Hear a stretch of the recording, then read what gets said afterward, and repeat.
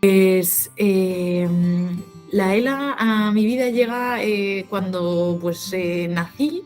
En realidad yo conocí a mi padre directamente ya con ELA, lo cual, bueno, es una circunstancia bastante peculiar. A mi padre le diagnosticaron cuando yo tenía 5 meses, muy jovencito. Él tenía 30 años y mi madre tenía 28.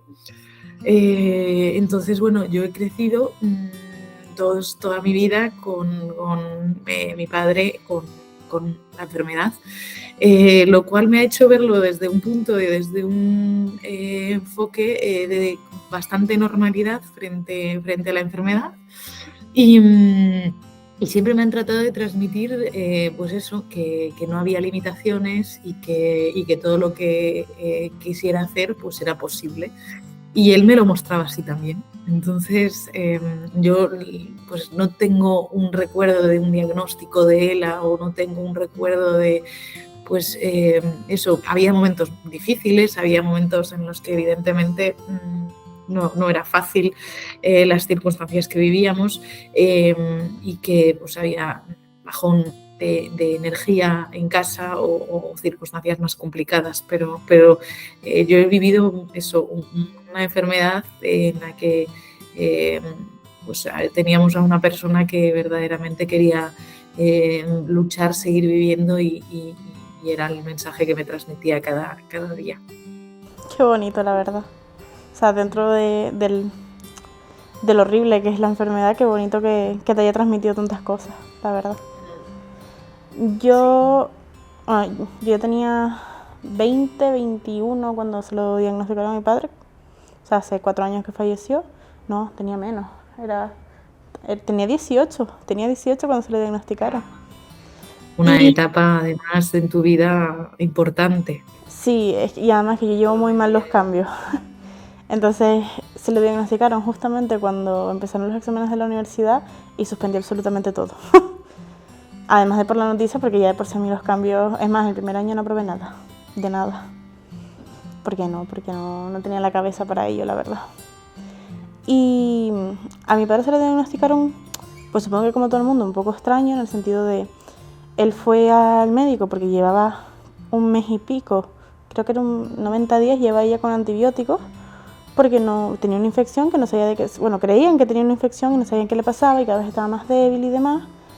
Y tras mucho tiempo, tras 90 días, por fin le diagnostican el ELA. Yo estaba en mi casa, me llamó mi madre y me dice, no, tu padre pues le acaban de decir esto y demás. Y yo sinceramente lo único que le dije fue, ¿tú estás segura? ¿Están seguros?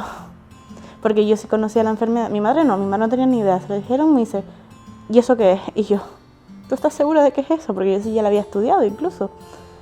Y bueno, había empezado a estudiar en clase. Además que a mí me gustaba mucho la historia de Stephen Hawking.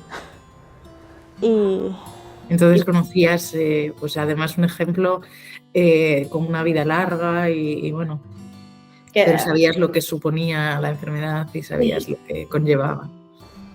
Y salió la película de Stephen Hawking, de su vida y demás. No he podido volver a verla. O sea, la vi antes de que diagnosticaran a mi padre, no la he vuelto a ver y creo que jamás la voy a poder ver.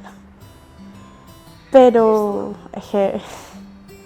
Pero eso yo no me lo creía. Yo sencillamente le dije a mi madre, ¿tú estás segura? Le digo, no mamá, eso no puede ser. Que le hagan más pruebas, le decía. Le decía, mamá, que le hagan más pruebas, no, eso no puede ser. Es que era lo único que me venía a la mente porque es que me parecía surrealista. Es un diagnóstico muy complicado, yo creo, de aceptar, bueno, de aceptar todo lo que conlleva. O sea, no solo es el diagnóstico en sí, porque por una parte entiendo que, bueno, depende del tiempo que se tarde en dar el diagnóstico. Entiendo que puede hasta ser una incertidumbre que se acabe y que tengas un cierto alivio de saber por lo menos algo, pero por otra parte nace otra incertidumbre, que es la de saber pues cuánto tiempo tienes, de saber cómo se va a desarrollar todo, cómo va a avanzar de rápido. Es que yo al principio, mi madre me llamó, lo primero que me dijo fue, tu padre ya tiene un diagnóstico, y yo pensé, menos mal, por fin, ya va a poder tratarse y ya se va a poner mejor. Y me dice eso y dije, es que tiene que ser mentira. tiene que ser mentira porque es que es surrealista, sin más. Porque le fue con una infección de orina y acabó con ELA. O sea, que no es que haya ido con una infección de orina y haya acabado con ELA, literalmente. Pero es lo que se te queda en la mente de si él solo iba por una infección, ¿cómo hemos llegado a este punto, no? Sí. ¿Y qué fue lo que se te pasó por la cabeza? ¿Cuál fue el mayor miedo que se te pasó en aquel momento?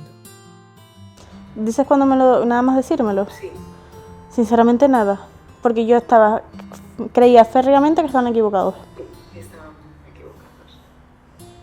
Porque me parecía sin más surrealista. Es más, creo que hasta mucho tiempo después, hasta que papá empezó a enseñarme sus trucos para intentar apagar la luz o cosas así con las manos y demás, los esfuerzos que tenía que hacer, fue cuando de repente dije, es que es de verdad, no es mentira, no está mal. Aunque ya me lo habían confirmado y yo sabía que estaba ahí, yo todavía tenía dentro esa sensación de, es mentira.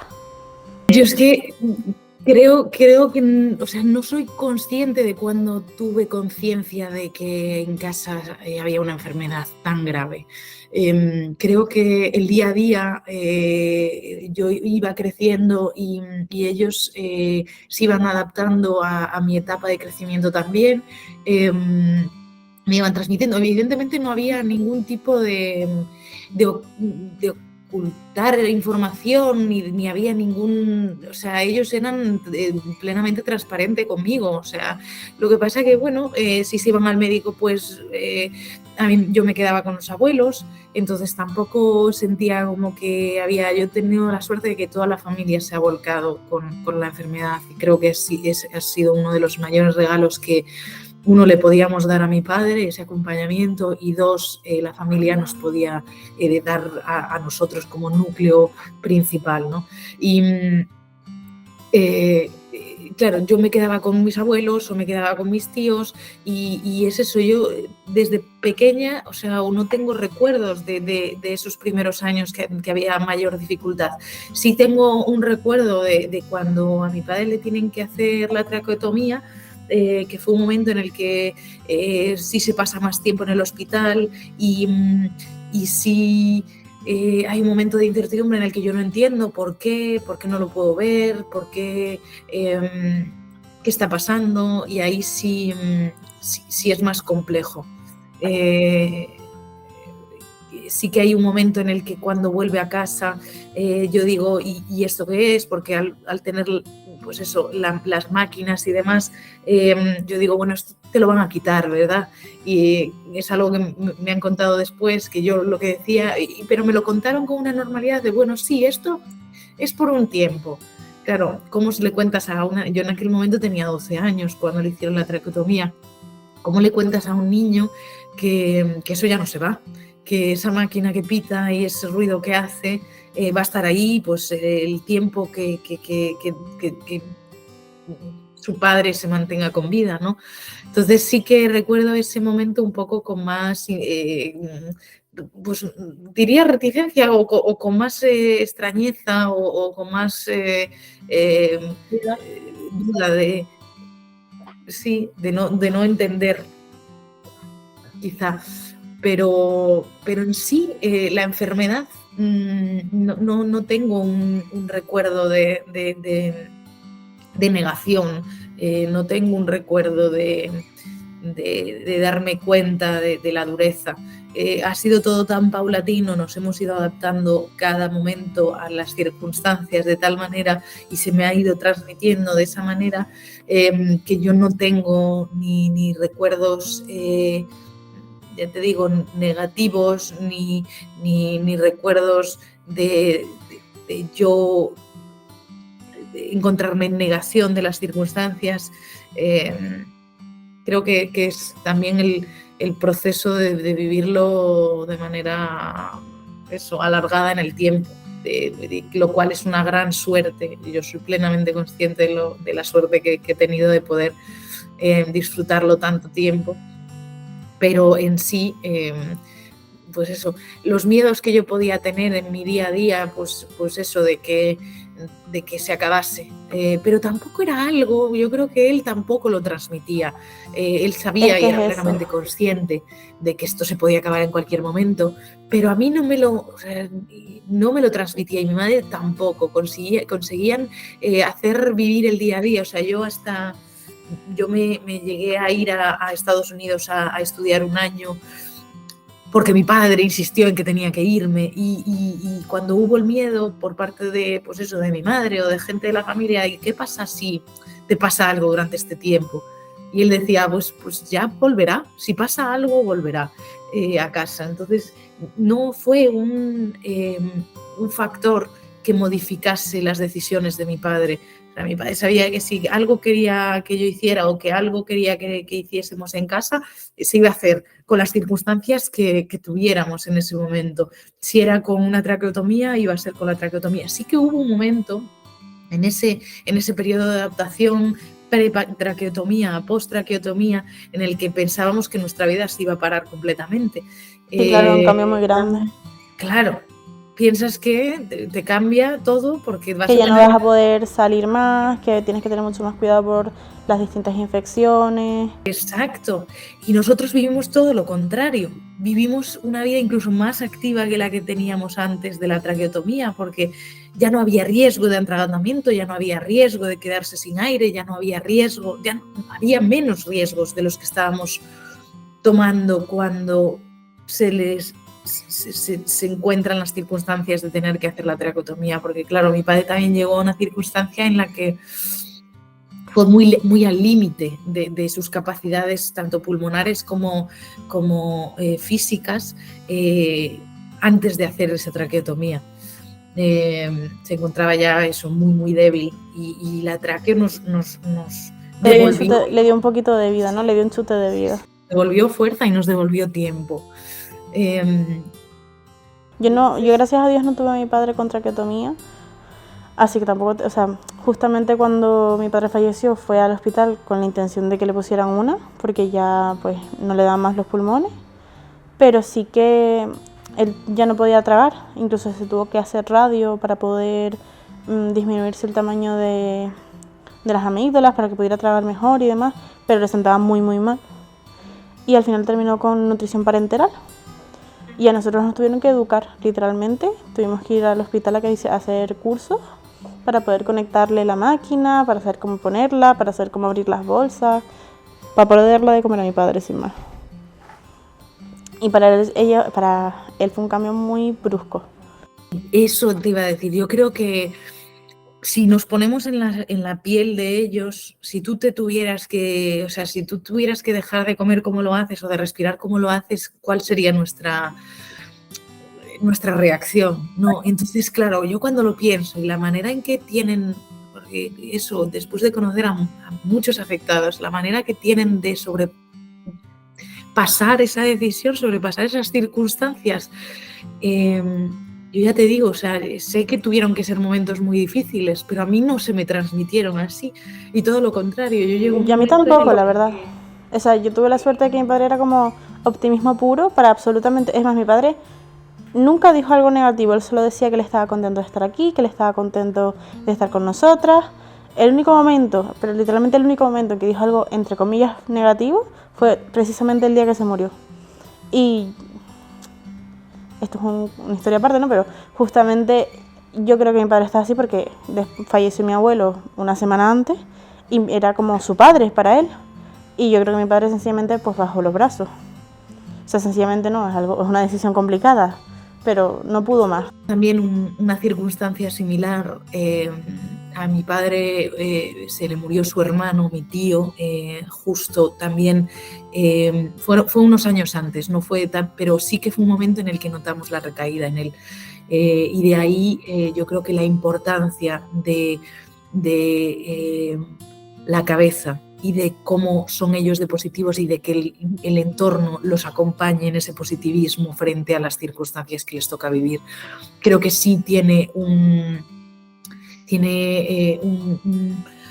una conexión muy directa, toda la parte psicológica y la parte más sensible al entorno y lo que ellos perciben del entorno. Tiene una conexión muy fuerte. Es que sí, necesita tener muchísimo apoyo y también mucha fortaleza mental. Sí, pero ellos es increíble, ¿eh? Ellos es increíble la manera en que transmiten esa positividad y son capaces de aceptar las circunstancias y convivir con ello día a día y hacer a los demás que también se adapten a ello y que... Incluso hacerte sentir casi como que no es tan importante, incluso como que no te preocupes, esto pues va avanzando y así va a ir la vida, sin más, pero tú no te preocupes, tú deja que pase. Mi padre era muy así de, tú vive el momento y ya está, que ya cuando lleguen las cosas llegarán. Sí, totalmente. ¿Y me puedes contar, Claudia, cómo llegó a vuestra vida la ELA? ¿Cómo fue el diagnóstico? Pues todo empezó en cuarentena, cuando estábamos encerrados en casa, que no podíamos salir ni demás. Y mi madre se dedicaba pues a dar clases a niños pequeños, entonces ella intentaba dar las clases pues de forma telemática y lo más claras posibles para que los niños pequeños lo pudieran entender. Y llegaba un momento en el que ella venía a nosotros y nos decía, me trabo al hablar, o me cuesta pronunciar la R, o me cuesta pronunciar tal letra. Entonces era raro, pero como no le dimos mucha importancia, y bueno, obviamente nosotros desconocíamos la enfermedad y no sabíamos de lo que nos estaba hablando, hasta que la cosa luego pues fue yendo a más y a más. Y cuando acabó la cuarentena, mi tío, el hermano de mi madre, pues urgentemente le dijo, Katy, vamos a hacer pruebas porque no pinta bien, ¿no? Entonces era algo tan desconocido y algo que no mejoraba, sino iba a peor, como ya sabemos. Entonces, pues hicimos múltiples pruebas porque el diagnóstico es muy complicado de hallar y al final pues dimos con la clave de la enfermedad. Mi madre no nos lo quería contar a mi hermano y a mí, pero al final nosotros éramos ya mayorcitos y suponíamos lo que podía ser. Lo que no queríamos pues dar por hecho ningún diagnóstico porque al final no conocíamos la enfermedad. Y bueno, al final mi madre lo quiso alargar lo más posible, pero al final nosotros pues dimos con la clave hasta que ella nos lo quiso decir pues al cabo de un tiempo. Pero ya Mario y yo nos habíamos mentalizado de lo que podía ser y bueno, al final es una cosa que nunca terminamos de asimilar y a día de hoy pues todavía cuesta, pero desgraciadamente sí, es algo que hemos tenido que aprenderlo viviéndolo desde un punto de vista muy cercano. Yo creo que no se está preparado nunca para asumir un diagnóstico tal. Yo creo que lo hablábamos antes, Evelyn, que hay una parte de negación, en parte yo no la he vivido porque a mí me ha tocado vivirlo de una forma como mucho más a lo largo del tiempo y con mi crecimiento y demás, pero creo que tiene, o sea, yo entiendo perfectamente si me pasase a día de hoy, si no conociese la enfermedad, si entiendo ese punto de por qué, no tiene que haber algo que esté mal, no sé. ¿Cuáles fueron los sentimientos que tuviste, Claudia, cuando bueno, tu madre al final se decidió a contároslo? Pues al principio fue miedo, ¿no? Porque, claro, sabes que hay un diagnóstico de una enfermedad que desconoces, entonces no es como otras enfermedades de las que se suelen hablar, que no quiere decir que sean menos o más importantes, pero sí que es verdad que el nombre ya de por sí es chocante porque no estás acostumbrado a escucharlo en hospitales y en ningún lado. Entonces, claro, lo primero que te da por hacer es buscar en internet, que es lo peor que puedes hacer, y te salen cosas súper duras y súper fuertes y sobre todo acaban de diagnosticar, entonces pues complicado, ¿no? Plan asimilar. Y pues fue eso, sensación de miedo y al final no sientes tristeza en el momento porque al desconocer pues no sabes lo que va a pasar, pero sí sientes mucho miedo porque sabes que las cosas están mal, sabes que hay una enfermedad de por medio y que pues nunca se sabe, ¿no? Cómo evoluciona. Y bueno, al final también te sientes mal porque dices, ¿por qué, no? Y yo, que siempre he visto a mi madre como una persona muy positiva y muy buena con todo el mundo, digo, ¿por qué le tiene que pasar a ella? O sea, pero bueno, al final es así, no, es algo que no podemos elegir desgraciadamente y que al fin y al cabo es como un número de lotería en el que todos estamos jugando. Así que... Yo antes le decía a Claudia que yo, por ejemplo, yo sí conocí la enfermedad y yo desde el punto de vista de alguien que sí conocí la enfermedad antes de que se la diagnosticaran, igualmente no es como miedo, es te queda, o sea, no te lo quieres creer sin más. No es, como tú ya sabes de qué va, dices, claro, esto no puede ser, o sea, hay 800.000 enfermedades, ¿por qué esta? Sí, o sea que ya la conocías. Sí, yo sí. Entonces eso me imagino que es como que te queda, claro, porque es lo que me pasa a mí, o sea, yo al no conocerla siento miedo porque sé que es una enfermedad y el nombre de primeras impacta, pero como dice Emily, si ya la conoces y ya sabes que acaba de llegar a tu vida... Dices, pero no. Claro, es mucho peor. No sé. ¿Hubo diferencia frente a antes, o sea, cuando vosotros sabíais que pasaba algo, pero no sabíais lo que, y los sentimientos que teníais frente a cuando finalmente sabéis lo que es y le ponéis nombre a la enfermedad? Si hay diferencia entre antes y el después, dice. Sí. Que te lo contaron. O sea, a nivel de sentimientos, porque yo entiendo que tú, viendo a tu madre mal, viendo que iba perdiendo ciertas facultades, pues que no se notaba tan ágil, que a nivel del habla pues se le iba notando y tal. O sea, en parte ya empiezas a notar que pasa algo y evidentemente quieres que pensar que nada grave, pero sabes que pasa algo y la incertidumbre del no saber... frente a después, pues ya saber que hay un diagnóstico y lo buscas en internet y ves lo que sale, pero, ¿sabes? Yo entiendo que esos sentimientos tuvieron que ser diferentes, ¿no? Del principio de empezar a verla. Sí, o sea, es que claro, cuando ves el nombre, dices, esto tiene que significar algo, estas siglas, ¿no? Porque cuando mi madre dice tengo ELA, no dice tengo esclerosis, sino dice tengo ELA. Entonces tú dices, vamos a buscar lo que es. Y claro, el nombre tampoco me daba a mí mucha información de lo que era, pero al buscarlo, pues al final ya te empieza a salir muchísima información. Al final no sabes que en cualquier caso es diferente, entonces ya piensas que a todo el mundo le pasa lo mismo. Y claro, antes, cuando no sabíamos lo que, o sea, cuando ella se trababa y demás al hablar, pero no sabíamos lo que era como que era alarmante, pero querías pensar que no iba a ser nada grave, o sea, ibas a decir esto seguramente pues de tantas clases o yo qué sé, de tanto hablar o algo así. No quieres pensar que es algo malo y claro, no te vas a poner en lo peor. Además mi madre siempre decía, eso ya se me irá, ya no sé qué, porque ella tampoco conocía. Entonces, pues yo creo que al principio los primeros síntomas fueron como alarmantes, pero tampoco lo pasas tan mal hasta el momento en el que te dicen lo que verdaderamente es, porque es como que te confirman la realidad. O sea, quieres pensar que no hasta que...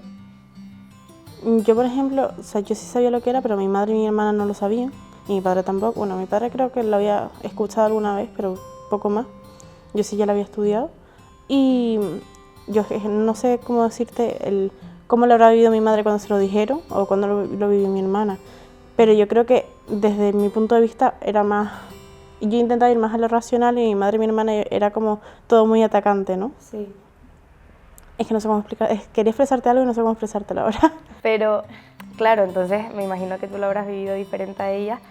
Supongo. En cuanto a asimilación y aceptación, ¿no? Supongo. A ver, yo lo asimilé inmediatamente. Asimilarlo en el sentido de, tiene esto, no me lo creo, vamos a ver si hay otra solución. Pero sí había asimilado le han dicho esto y no me gusta.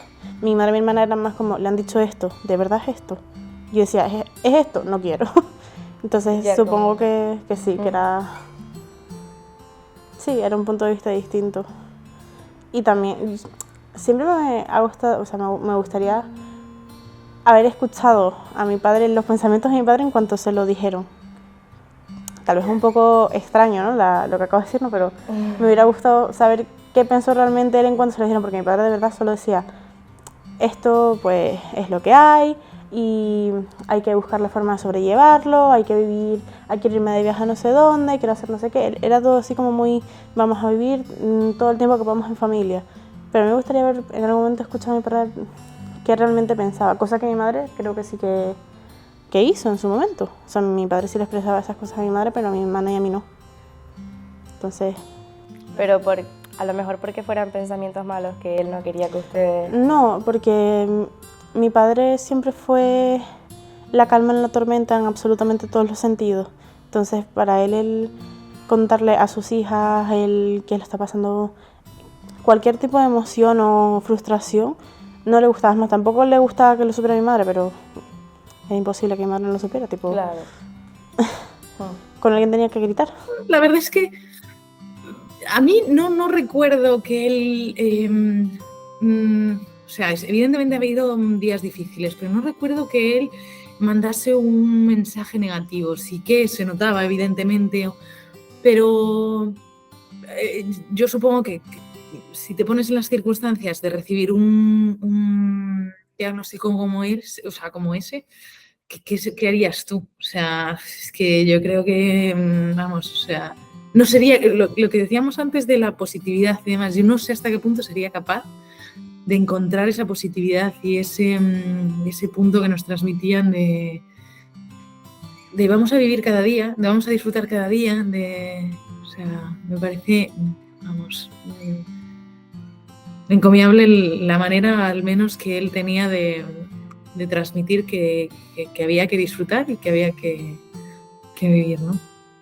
Y en cuanto al cariño, porque, claro, muchas veces entiendo que se guardaban sentimientos, pero yo creo que los sentimientos de cariño sí que, o al menos en mi caso, era un maestro en sacarte una sonrisa,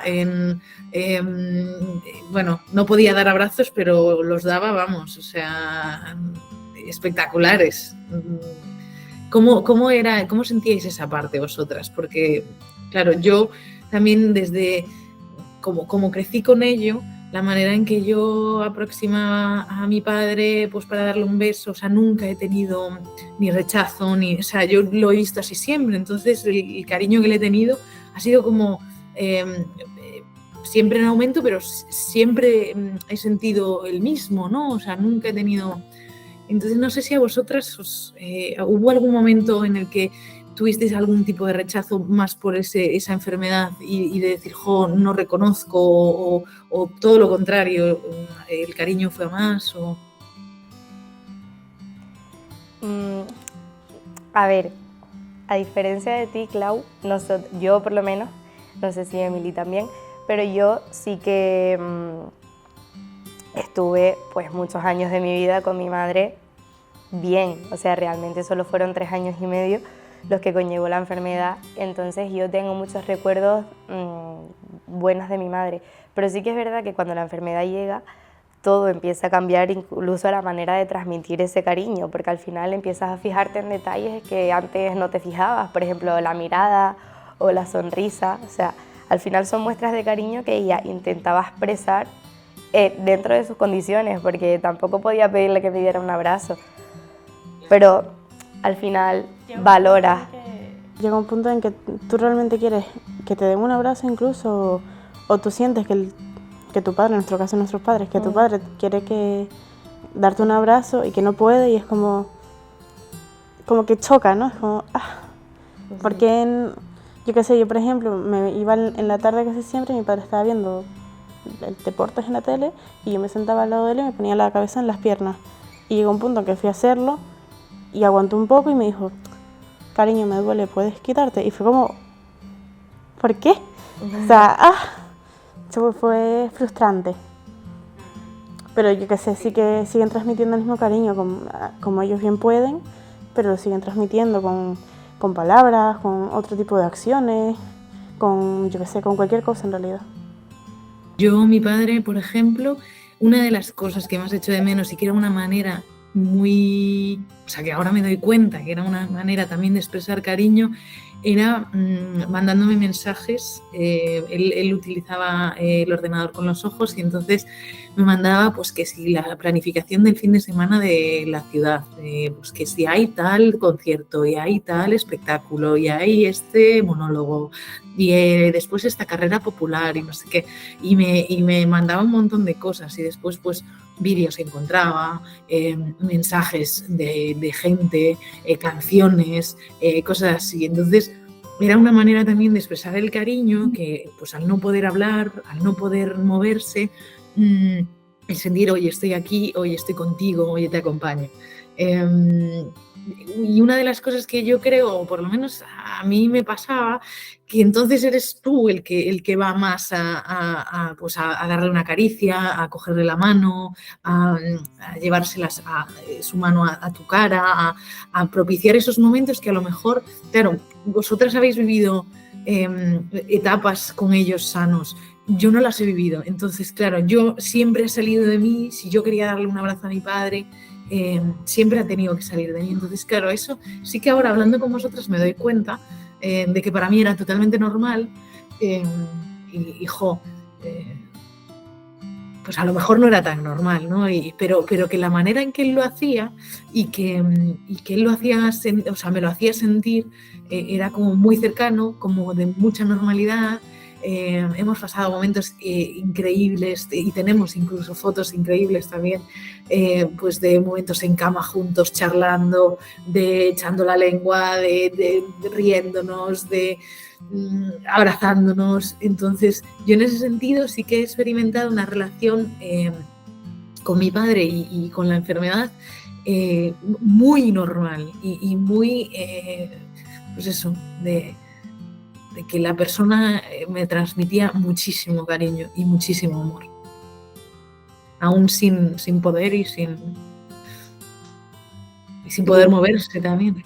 Yo me siento muy identificada, Clau, con lo que dices de que al final luego vas a buscarla tú, porque ya el momento en el que mi madre no movía las manos, pues al final se las coges, te las pones, la intentas abrazar como puedes y al final vas tú a buscarla a ella, algo que antes esperas que recibir de ellos, luego vas tú y al final lo sientes como una necesidad, ¿no?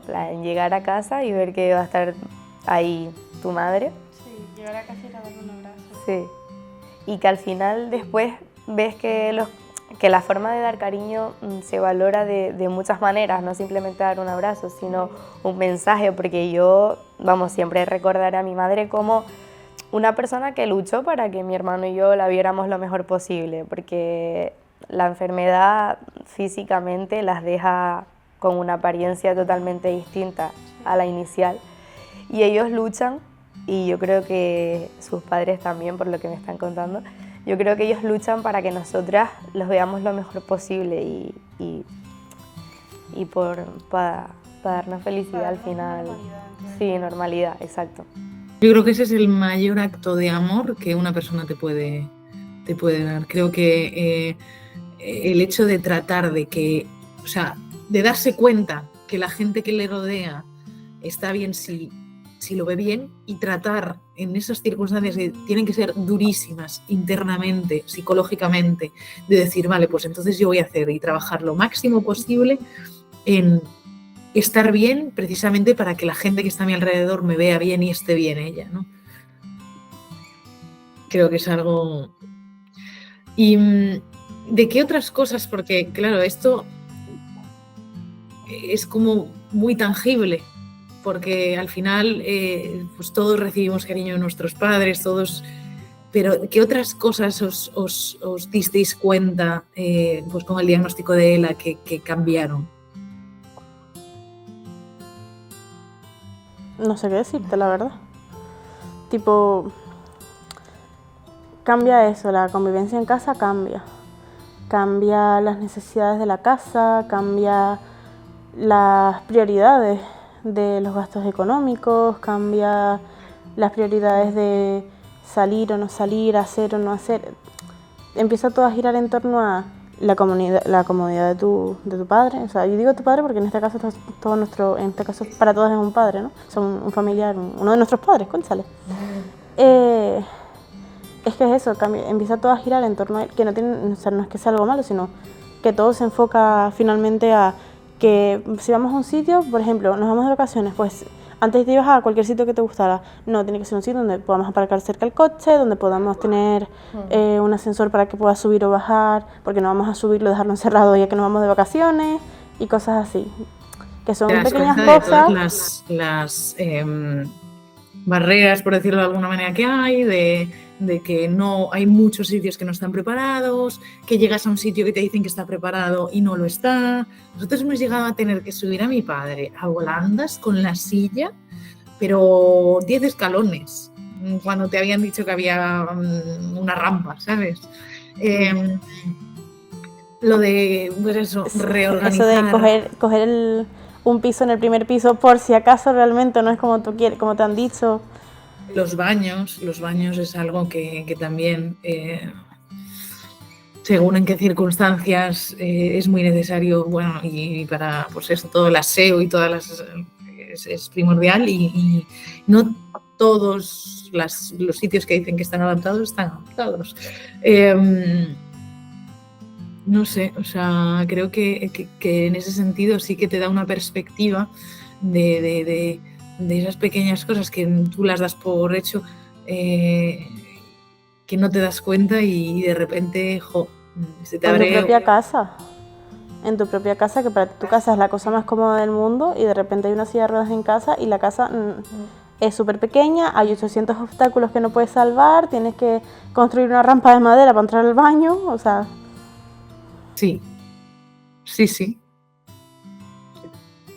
Yo, por ejemplo, en mi casa sí que no tuve que hacer obras ni nada, pero sí que conozco casos de otros compañeros que al final tienen que sacrificarse y gastarse una pasta en obras dentro del hogar, básicamente por necesidad. O sea, ya no es cuestión de comodidad, es cuestión de necesidad, porque dime tú un edificio que no tenga ascensor o una casa con escalera.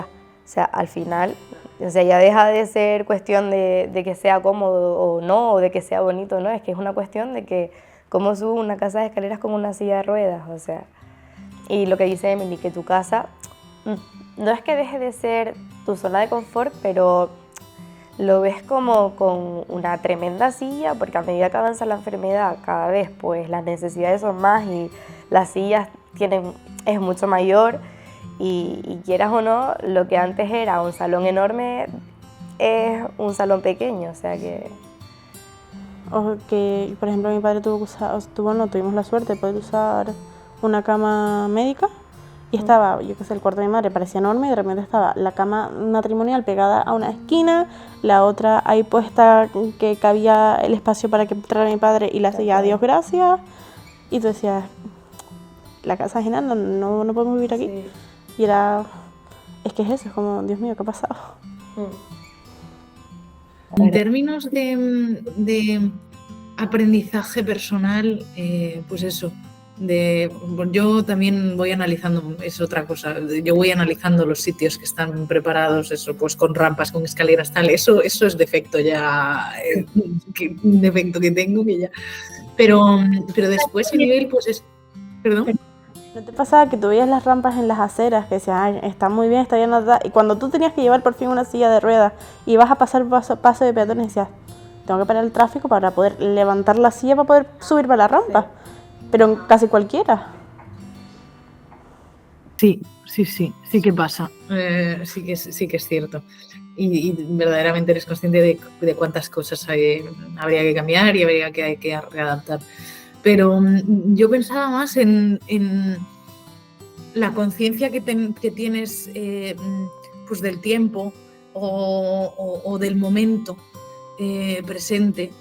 Creo que es una perspectiva que quieras o no, la enfermedad te pone delante de una manera muy bruta y es ahora, es esto y es así. O sea, son estas circunstancias. Y yo, ¿ves? La percepción del aprovechar el momento es algo que también me ha marcado mucho. De que había que disfrutar, de que si era algo que querías hacer, era algo que había que hacer ahora. Y es algo que sí que me ha quedado muy marcado. No sé si a vosotras os pasa. Sí, tipo, yo por ejemplo me quedé con ganas de, yo qué sé, ir al cine más veces con mi padre, por decirte algo. Porque siempre era como, vamos a dejarlo para más adelante, o hoy estoy cansado, o hoy estoy cansada yo y él tal vez sí tenía ganas, cosas así que dices, a mí no me costaba nada en verdad salir, porque no salí. O sí, cosas de ese estilo. O me hubiera gustado visitar Madrid otra vez con mi padre, por decirte algo. Y no lo hicimos porque no, sin más, porque no daba el tiempo, porque se empezó a poner peor o cosas así.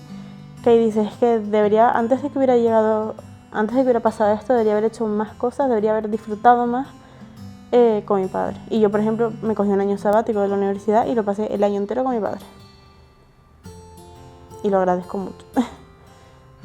Y aún así no me pareció suficiente tiempo, ¿eh? Y qué recuerdos más estupendos. Al final, igualmente no me pareció suficiente tiempo.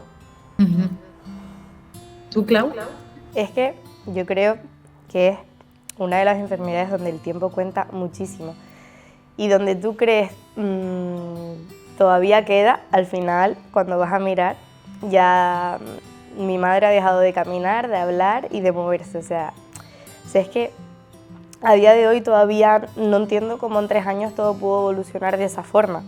Porque yo sí que puedo decir que no me arrepiento de no haber valorado a mi madre anteriormente o decir todas las cosas que pude haber vivido y no lo hice, porque al final yo tenía una relación muy estrecha con mi madre y prácticamente hacíamos muchas cosas juntas.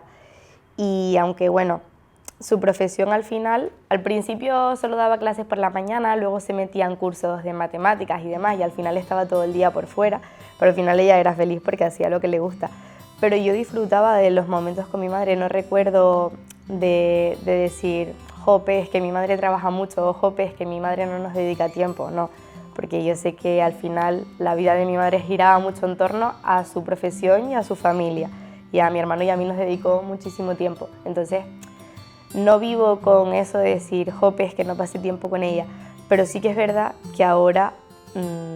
como que echas de menos haber vivido más cosas con ella, que hubieras querido para tener más tiempo para hacer más cosas. Exacto. Eso es a lo que me refiero también. Sí. Pero que igualmente empiezas, o sea, te dejan de importar muchísimas cosas solo por estar con ella, porque al final llegaban los sábados, imagínate que llevas toda la semana en clase, que solo quieres que llegue el fin de semana para salir con tus amigas o salir a cenar o ir de fiesta, lo que sea, y llegaban los sábados y yo lo que quería era ir a ver a mi hermano jugar porque era lo que quería mi madre y a lo mejor después hacer algo o simplemente volver a mi casa, pero yo sabía que ella iba a perder ese sábado, yo sabía que ese sábado ni iba a estudiar, ni iba a ver a mis amigas, ni iba a hacer nada. Pero eran decisiones que tomas y que no te suponen nada, o sea, no dices, chacho, es que ahora dejo de salir de fiesta porque me tengo que quedar con mi madre, o sea, no lo ves como un castigo, sino lo ves como, es que, ¿para qué voy a salir de fiesta? ¿Para pensar en mi madre mientras estoy de fiesta? Me quedo con ella, o sea... A mí me pasó algo similar, como que yo, por ejemplo, yo salía literalmente cada fin de... Y cuando pasó esto fue como, es que ya no me apetece tanto salir. Tal vez quedaba a tomarme algo con mis amigos, un batido o cualquier cosa, pero era como algo muy rápido. Siempre quería estar de vuelta otra vez porque tomas conciencia de que no tienes mucho, de que tienes que disfrutarlo y punto. Intentas como cuidar tu vida social, ¿no? Porque intentas también cuidar a tu entorno, a tus amigas y demás, pero priorizas lo que importa y lo que importa al final es nuestra madre o nuestro padre y a ver... que al final ya sabes lo que va a pasar, o sea, que es que esta enfermedad lo que más te enseña yo creo que es a vivir el momento, o sea, que es hoy y ya está. Y era lo que me pasó con mi madre, porque sí que es verdad que al final pues tienes que ir a clase y no puedes dejar de hacer tu vida, porque además sé que le habría hecho mucho daño a mi madre si yo, por ejemplo, dejara de estudiar. Es que es eso, yo también o sea, eso es algo que creo que es algo que también nos marca un montón. O sea, esas decisiones de incluso ahora, o yo es algo que siento cuando ya no están y decir, verdaderamente no le hubiera gustado que yo me hubiera perdido esto, no le, ¿sabes? Y ser consciente de que voy a hacerlo porque que estoy segura que esto le hubiera encantado. Y ese sentimiento y ese recuerdo yo creo que es muy bonito también. De decir, lo voy a hacer y lo siento muy cerca de mí y lo voy a disfrutar porque sé que a él o a ella le gustaría mucho. Y a mí me pasó también lo que decís, porque yo estudiaba fuera y entonces, claro, cuando volvía el fin de semana, pues lo pasaba en casa. Cuando pues otras amigas mías venían pues, a salir, a tomar algo, para un lado, para el otro, yo estaba en casa y estaba con mis padres y que vemos una peli y salíamos por ahí y tal. Y sí que no tenía, yo sí que soy consciente que tampoco compartía pues ese punto con mis amigas a lo mejor de tener que, o de querer salir o de querer ir a hacer cosas por ahí, porque lo que me salía era estar en casa con mis padres. O sea que sí, comparto totalmente. ¿Y vosotras tuvisteis ayuda en casa para cuidarlos?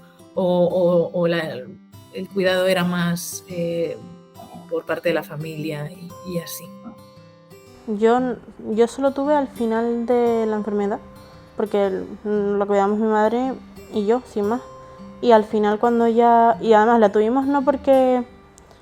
O sea, que la necesitábamos, pero no por necesidad, sino porque mi padre lo necesitábamos para ducharlo. Y mi padre se negó en rotundo en que yo ayudara a mi madre a ducharlo, porque mi padre no quería que yo le ayudara a ducharlo. Entonces ahí tuvimos que pedir ayuda porque no podíamos... O sea, mi madre no podía subir sola a la silla a la ducha, porque nuestra ducha encima tiene un escalón. No solo es el escalón del baño, sino el escalón de la ducha. Entonces no podía llevar sola a mi padre a la ducha, y tampoco podía manejarlo bien ella sola. Pero si fuera por mi madre, o sea, si hubiera sido por nosotras, lo hubiéramos cuidado nosotros 100% todo el rato. Pero tuvimos que pedir ayuda porque mi padre no quería, sin más. Y aún así costó, él tampoco quería que viniera nadie a ayudarles. Era como una crisis de no quieres que te ayude tu hija, pero tampoco quieres ayuda, por favor. O sea, elige una. Y al final prefirió que vinieran, ¿no? A ayudar. Sí. Es más, una vez le tuve que ayudar yo a la chica porque mi madre no estaba, y eso fue casi que me hizo venderme los ojos. Y yo, papá, por favor, porque él era así muy pudoroso en ese sentido. Tiene que ser eso, muy, muy complejo tomar esa decisión, aceptar pues eso, que te tengan que cuidar, que yo creo que es un rol tan importante en una enfermedad como la ELA, el del cuidador. Creo que hay una parte primordial que ejerce la familia, pero también creo que es muy importante pues la posibilidad y el dar valor a la posible ayuda externa. Y no siempre en cuidados, sino también en temas pues, de fisioterapia, en temas de pues, visitas médicas y demás. Creo que el hecho de tener el seguimiento de una persona, bueno, la fisioterapia es que creo que es algo imprescindible. Nosotros no la pudimos tener hasta una etapa ya bastante avanzada de mi padre. Y ahora que se está luchando porque los afectados tengan acceso a sesiones de fisioterapia mucho más frecuentemente, creo que es algo que sabemos que no vamos a recuperar la movilidad y que no pues la musculatura se va a seguir atrofiando, pero creo que es principal. Y el hecho de que un profesional acompañe en este ámbito, creo que, bueno, que es prácticamente imprescindible. Y después, en términos de cuidado, yo creo que hay una parte que también la familia como que la tomamos como que es algo que debemos hacer porque somos los que más vamos a entender a esa persona, pero creo que también hay grandes profesionales que ayudan en esos procesos de tanto de aseo como de pasar el tiempo. Creo que también esos tiempos libres también es muy necesario no sé si... pero hay momentos que uno se obceca mucho, que uno está como en un mal momento psicológico y cuesta mucho estar al lado del afectado o de nuestra persona querida que tampoco lo está pasando bien. Y también es importante tener a alguien No sé si vosotros teníais pues para poder salir o para poder en algún momento, si teníais que salir con con vuestra familia y tenía que quedarse alguien con vuestro padre, con vuestra madre. No sé si teníais ayuda de alguien externo también. Es que no tuve, o sea, cuando mi padre falleció hacía muy poquito que había perdido tanta movilidad. Me refiero, yo tal vez de los 3 años que duró la enfermedad, 2 y 6 meses o 7 meses, mi padre le costaba, por supuesto, necesitaba ayuda, pero podía bajar las escaleras o podíamos salir con él y demás. Fue hacia el final que perdió mucha, de repente, bueno, con el accidente, mi hermana tuvo un accidente y eso hizo que bajara, o sea, se le comió mucho la musculatura, no sé, la misma ansiedad que tuvo que haber pasado y el miedo, le dio un bajón muy fuerte de todo. Pero es que yo les estoy escuchando y no paro de pensar, es que yo eso no llegué a eso de, no, porque me enviaba mensajes porque ella escribía con el ordenador, yo eso no llegué a vivirlo, ni tampoco llegué a vivir el que tuviera que usar un respirador. Yo lo máximo que vi fue lo que te comenté antes de la nutrición parenteral, porque ya no podía tragar y que me tuve que ir que ella tiene otro contado, tuve que ir a que me dieran cursos y demás, aprender a ponerme bien los guantes estériles, aprender a limpiar bien la vía que tenía puesta, porque la tenía puesta todo el rato y es muy delicado, tipo cualquier infección va pero directo a la sangre, entonces era complicado. Pero esto es un poco, está muy ligado con lo que decía Claudia antes, de que cada enfermedad al final es un mundo, o sea, cada proceso de la enfermedad, cada proceso de la ELA es un mundo. Hay personas que el proceso se alarga o que el proceso les lleva por vivir ciertas circunstancias, como puede ser una traqueotomía o una PEG, pues no porque pueden mantener la movilidad durante más tiempo. Pero lo que decías tú antes, o sea,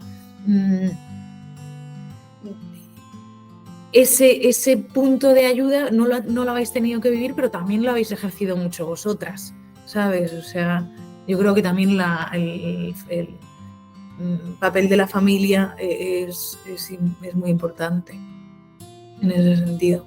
Claudia, ¿vosotros tenéis alguien de fuera o eras solo entre pues tú, tu hermano, tus tíos? Nosotros, bueno, yo afortunadamente pues tengo una familia que siempre ha estado muy atento a mi madre, sobre todo mi tío, que siempre ha estado al pie de cañón con ella y que yo se lo voy a tener agradecido toda la vida porque al final es mi madre y mi tío se ha portado bien con ella y no solo con ella, sino que siempre ha estado pendiente de que a nosotros nunca nos falte nada en el sentido de que ¿quieres salir? Pues subo y como si tengo que quedarme con mami hasta la 1 de la mañana acostándola, lo que sea, o sea, mi tío para mí, bueno, antes era un personaje fundamental en mi vida, pero ahora lo es más, por todo lo que yo he visto que ha hecho por mi madre, porque creo que eso de verdad es estar con un paciente, con él a pie de cañón todos los días, ¿sabes? Que al final tú tienes tu familia, tienes tu trabajo y aún así estás pendiente de tu hermana cada día, que eso se dice así, pero no se ve todos los días. Y bueno, mi tío pues fue un apoyo fundamental, pero mi padre también estaba muy pendiente de mi madre y al final pues en casa siempre había pues lo típico, mis primas, mi padre, mi abuelo.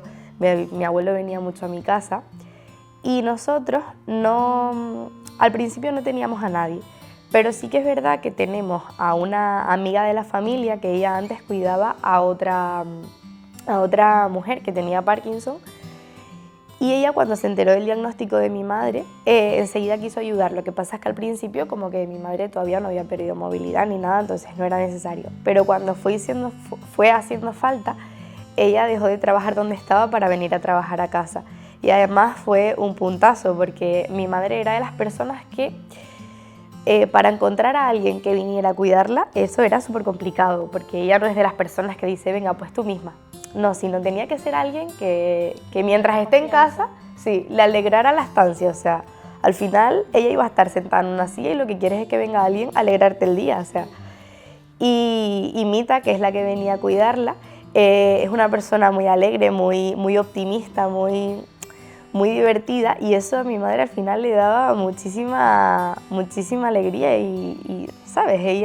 Tú la veías siempre contenta, y eso al final cuando tú llegas de clase o llegas de entrenar reventada, que a lo mejor tienes que hacer tarea, tienes que estudiar, y ves que ella está tan bien cuidada y tan bien atendida, te da como una sensación de tranquilidad, de decir, yo hago lo que puedo, pero sé que cuando yo no estoy, ella está bien, ¿sabes? Y eso te reconforta, porque tú imagínate, bueno, me imagino Emily, y tú, Clau, no sé, pero me imagino que a lo mejor tu padre o tu abuelo o algún familiar tenga que estar del día hasta la noche y tenga que estar esperando a que llegues tú para él poder salir, tú llegas reventada de la universidad, o sea, que al final, dentro de lo malo, siempre ves como la parte positiva, y es esa de decir, vale, tengo la enfermedad, pero ¿cómo lo está viviendo? Tiene la enfermedad, pero la veo sonreír, la veo contenta, y al final eso es lo que te llena.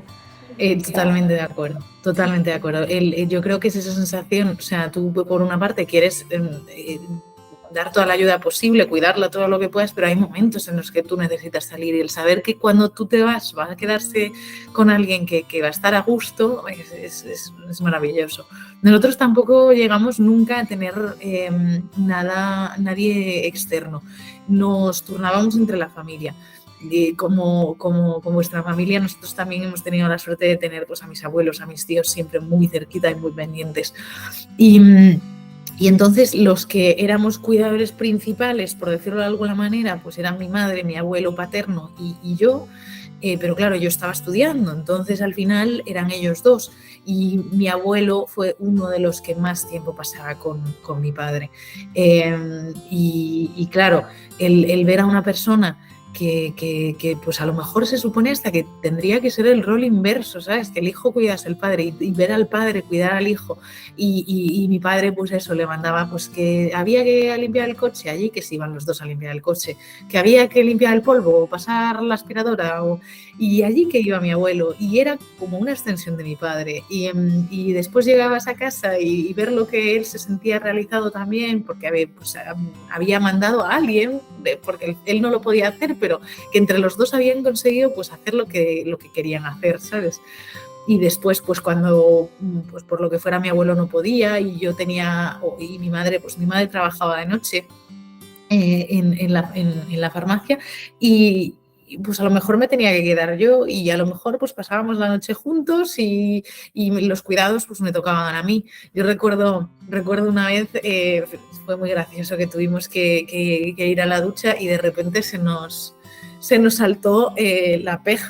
Y fue una escena, bueno, espectacular, porque yo me parecía como si se fuera vamos, a derrumbar allí, como si se me fuera a desintegrar. Y nos echamos unas risas tremendas. Claro, es la parte de que el cuidado lo hagas. Él estaba muy a gusto porque éramos la familia.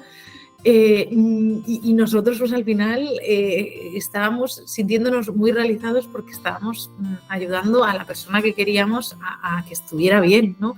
Y creo que eso es algo, bueno, un sentimiento que pocas palabras lo describen, pero creo que también es muy importante el que haya un círculo que permita ese cuidado y que no todo el peso recaiga sobre una persona, porque creo que es muy, muy difícil mantener un nivel de energía y un positivismo estando 24/7 y teniendo pues la responsabilidad de la preocupación y del cuidado de una persona, pues como puede ser un enfermo de ELA que necesita tanta atención durante 24 horas todos los días. Creo que esos tiempos de esparcimiento, de salir un poco de casa, aunque a veces no consigas hacer pues salir del todo porque estás pensando en la persona que se queda, pero también es importante. Y el que haya personas alrededor que te permitan sentir que la persona se queda cuidada, eso es...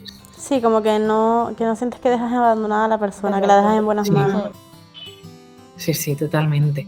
¿Y cuál es el aprendizaje que diríais más grande que os lleváis de esta experiencia, de esta vivencia y de este proceso? A disfrutar el momento, supongo. Es que suena redundante, pero es que es la realidad. No hay otra cosa que aprender desde mi punto de vista, sino a disfrutar de todo. a tu alrededor. Yo lo creo también, totalmente. Yo creo que es el aprendizaje principal sobre todo de los que lo tenemos que vivir en primera persona no, pero de los que lo tenemos que vivir más cerca, exacto. Vivir todos los días como si mañana ya te costara mover una pierna o te costara levantarse de la cama. O sea, yo siempre lo digo, o sea, si le puedo dar un abrazo a mi padre ahora, ¿por qué voy a esperar a que sea de noche a decirle buenas noches, papi, hasta mañana? O sea, si se lo puedo dar ahora. O sea, no dar nada, por supuesto, porque a veces decimos, papi, te quiero, ya lo sé que me quieres, no, pero yo te lo digo porque... Y si ya mañana ya tú no me lo puedes decir, o sea, al final lo valoras todo y valoras el tiempo, porque antes, cuando mi madre enfermaba, el tiempo para a lo mejor yo estar con mis amigas o lo que fuera era mínimo, o sea, no tenía la libertad de poder salir y quedarme en casa de mi amiga o de no sé quién.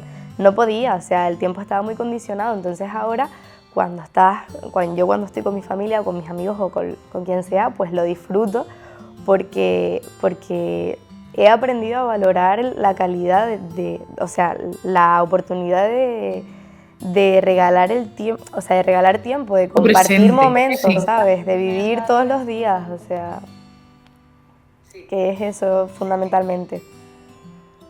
Totalmente, yo estoy totalmente de acuerdo con vosotras. Creo que entras en una perspectiva en la que no te vale de nada estar enfadado, no te vale de nada buscar ciertas... Porque es que el tiempo se acaba, es que mañana podría cambiar algo, es que vamos a enfocarnos en lo que es verdaderamente valioso, vamos a tratar de... Evidentemente todos tenemos días malos, todos, pero ahora son menos. Ahora son menos, te enfadas menos, las cosas le tomas menos importancia a tonterías antes que te parecían súper...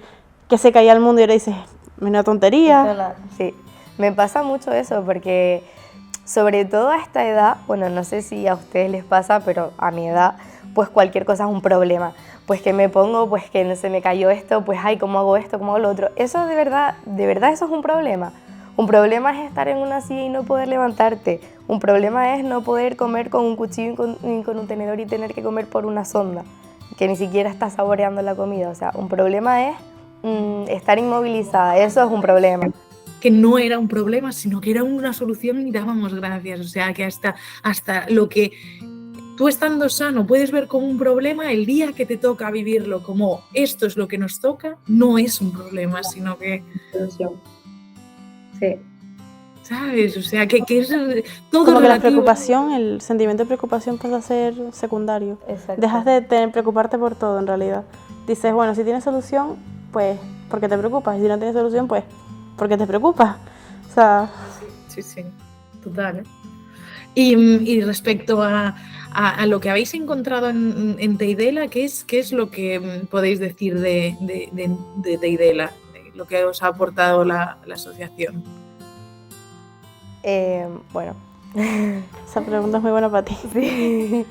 A ver, yo creo que todos los pacientes al final lo agradecen y es al final tener algo, o sea, un soporte al que agarrarte, porque al final cuando te dan el diagnóstico no tienes nada, te das cuenta de que no encuentras ayuda en ningún lado, no sabes a dónde acudir y al final Teidela ayuda a que muchos pacientes no se vean solos, porque yo he tenido la suerte de poder estar con mi madre y de que mi madre está acompañada, pero y todos esos pacientes que tienen que vivir esta desgraciada experiencia solos, o sea, al final tener algo ahí al que te puedas agarrar, que te puedan entender, al que puedas acudir, tiene que ser para mí, ha sido o sea, me ha dado muchísimas facilidades, no sé si es así. Sí, y bueno, yo que lo he vivido muchísimo más cerca, pues sí que te puedo decir que al final te sientes arropado, o sea, no tienes a lo mejor a nadie todos los días ahí contigo, pero sientes que no estás solo, sientes que estás dentro de un grupo de personas que están viviendo lo mismo y que bueno, el otro día se lo decía a Lía, otra compañera, y además chicos que conozco también que han tenido que vivir lo mismo que yo, que yo sí que es verdad que tengo a mi círculo, o sea, que tengo un círculo muy cercano, tengo un entorno muy bueno, pero al final nadie me va a entender como personas como ustedes que han tenido que vivir lo mismo que yo, porque esto sí se cuenta y tú te lo puedes imaginar, pero no sabes lo que es vivir todos los días, todas las mañanas levantarte y tener que levantar a tu madre todas las noches a acostarla, o sea, al final esto es algo que solo si te no va a lo entender alguien vives, que lo vive. sí, que si no lo vives no sabes lo duro que puede ser. Y me imagino a los pacientes que diagnostican a día de hoy y a los que vendrán, pues tener a Teidel allí, o sea, es una comodidad porque no se sienten solos. Y yo creo que es una enfermedad que no se puede vivir solo, sino muy acompañado. Totalmente. Yo creo que además ayuda el sentirte apoyado, el sentirte arropado, el sentir que tú puedes contar con profesionales que están gestionando ayudas, que están gestionando que se agilicen los tiempos tanto de diagnóstico como de pruebas, jolín, que tú también puedes aportar a esa comunidad, que tú también puedes aportar con esto que te ha tocado vivir y con las circunstancias que te tocan a ti trabajar y sobrellevar día a día, que tú también puedes aportar, que puedes ayudar a los demás, que puedes dar tu punto de vista y, bueno, creo que el sentirse arropado y sentirse parte de una comunidad es algo maravilloso y creo que Teidel lo hace de una manera estupenda. El que te proporcionen también que si talleres pues para los familiares, que si cómo sobrellevar a nivel psicológico pues los cambios que se van produciendo también a lo largo de la enfermedad, tanto para los familiares como para la persona que lo sufre más directamente. Es algo verdaderamente importante la labor que se hace en Teidel. Sí, además yo creo que es un problema de todos, o sea, no porque mi madre tenga ELA es un problema mío y de mi familia, o no porque ustedes hayan pasado por esto es un problema vuestro, ¿no? Porque a lo mejor a mi vecino se lo diagnostican mañana y también es un problema suyo, entonces yo creo que es importante la colaboración pues de todos, ¿no? Un poco de la sociedad, de dar visibilidad, porque hoy por ti, mañana por mí, o sea que creo que es algo que incluso en la vida, o sea, si uno quiere verdaderamente conseguir las cosas es mejor ir acompañado, es mejor unificar fuerzas, es mejor ir todos a una que ir remando cada uno por su lado y tratando de conseguir cosas pues más individuales. Al final, para mí no tiene tanto sentido como remar a una y sentirte pues eso, arropado y arropar a otros también que a lo mejor no tienen pues las capacidades o los medios que tú tienes, ¿no? Exacto. Yo, por ejemplo, personalmente no te puedo decir, a mí Teidel me ha aportado esto porque sí es verdad que yo sí sé que existe, yo incluso he pedido a ver si se podían organizar charlas y demás en mi universidad y demás, pero yo lo que más agradezco de Teidel es mi madre empezó ya a trabajar y claro, para mi madre fue como un antes y un después sintió como que encontró un objetivo en la vida, el dar su testimonio, el dar su ayuda, el ayudar a otras personas para que vivieran de forma más agradable de lo que lo vivimos nosotros, la enfermedad. Porque nosotros no teníamos ningún tipo de apoyo, como gracias a Dios tú sí tuviste. Sí. Y la verdad es que yo pues no lo vivo ahora, pero sí de escuchar ay, es que a X paciente por fin le llegó esto y estaba tan contento. Te da como sensación de tranquilidad saber que esas personas que son personas y más, esas personas tienen un apoyo, que hay personas por ahí que están sufriendo esa enfermedad y que gracias a Teidel tienen más facilidades y menos incomodidades y mejor calidad de vida, porque eso es al fin y al cabo lo que se busca, ¿no? Tener esos años que tienen, que los vivan a tope. Es como que te sientes vinculado al mundo de la ELA, o sea, en plan, aunque mi madre ya no esté, pues yo... No te vas a salir de ahí nunca. Exacto, yo siento como que tengo que ayudar y me alegro porque al paciente del sur le haya llegado la máquina para poder hablar o le hayan puesto una PEC, ¿sabes? O sea, al final es como una alegría, como si fuera para tu casa. Tal cual. Es que tal cual, te diga con eso de... Es que ha pasado esto y hay 5 pacientes que ahora tienen esto y estoy súper contenta porque ahora tienen fisioterapia, por decirte algo, y dices... qué bien, tío. O sea, como que te alegra Como un si poco el fuera día, una ¿no? idea propia, Sí. Complicada esa pregunta, porque se enfrenta a una circunstancia de mucha incertidumbre, se enfrenta a una situación de cambios en una persona que quiere mucho, pero le diría que la vida a veces nos lleva por caminos que nos gustaría a lo mejor no tener que caminar, pero que vale mucho la pena disfrutar cada momento, vale mucho la pena aprovechar cada segundo, cada circunstancia, estar muy cerca de esa persona y exprimir cada momento al máximo, y verdaderamente tratar de estar ahí, tratar de apoyar, tratar de vivir y de no limitar más de lo que la enfermedad te puede limitar. O sea, vale, sí, no podemos ir aquí porque hay un escalón, o sí, porque yo voy a tratar de dar lo mejor de mí, voy a tratar de solventar esta circunstancia de la mejor manera posible. Creo que la actitud es primordial y creo que lanzarse a vivirlo de la manera más positiva posible, evidentemente ante unas circunstancias muy complicadas, sería el mejor consejo que podría dar. Es que yo diría sencillamente que disfrute de la persona. Que le han diagnosticado esto, vale. Va a ser duro. O sea, es que lo primero que diría es va a ser duro. Y luego le diría, pero no te preocupes, solo disfruta de la persona. Ya después tendrás tiempo de procesarlo mejor. Usa toda tu energía en disfrutar de esa persona. Yo, a ver, no sé si le diría que va a ser duro, porque no sé si... O sea, que es una realidad, porque duro va a ser. Pero claro, ya a lo mejor ya bastante como... Ya estaba como bastante tocado como para a lo mejor decirle, va a ser duro, pero sí es verdad lo que dice Emily, que ya tendrá tiempo de preocuparse y al final a mí me gustaría que me dijeran cómo va a ser. O sea, a mí me hubiese gustado que me hubiesen dicho, la ELA es esto y va a ser así. Me hubiese gustado que me lo hubiesen dicho porque yo me hubiese preparado para ello. Pero yo creo que hay, lo que dices tú, Clau, que hay cosas que no se pueden, hay situaciones que no se pueden elegir. En este caso, la ELA no se puede elegir.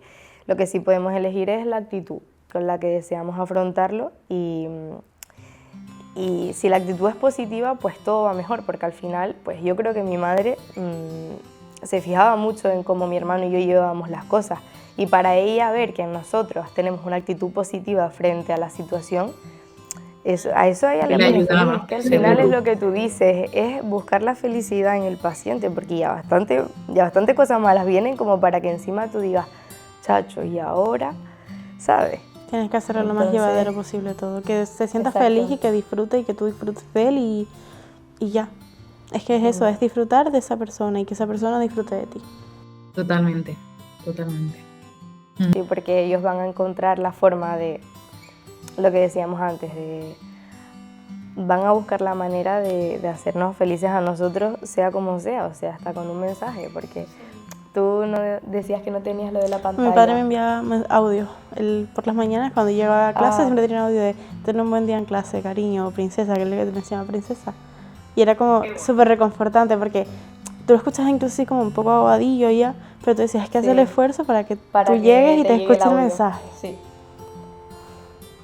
Que al final yo creo que lo de también la parte más complicada, creo que el ser consciente de que, pues eso, que las cosas se van a complicar, que va a llegar un momento en el que pues, se van a vivir circunstancias complejas y se van a tener que tomar decisiones complejas, yo creo que eso ya llega.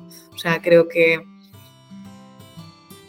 el día a día, el momento, el no pensar mucho más allá, el verdaderamente valorar a la persona que tienes delante, creo que es principal.